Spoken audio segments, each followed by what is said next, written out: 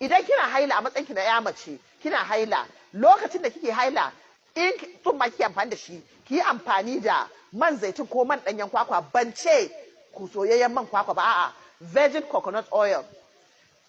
coconut oil cold pressed coconut oil ake kiran shi cold pressed coconut oil wanda ba a dora shi a wuta ba wanda ba su malam suna neman wanda suke karanta da ku sana'a a nuna muku yadda ake cold pressed coconut oil wanda ba a sa shi a wuta da shi nake nufi ko man zaitun idan kina amfani da tsumma ne za ki amfani da shi a hannunki ki goge hannunki haka sai ki shafa idan kika shafa a jikinki bayan kin shafa a jikinki sai a dauki pad din in aka dauki pad din ko tsumman sai ki sa ke wanda zaki amfani da tsumma nake magana zaki shafa ne haka a jikinki zaki shafa sai ki dauki tsumman ki sa idan jini ya sako wannan man da kika shafa zai sa ba zai accumulate din kwayan cuta ya sake koma miki ba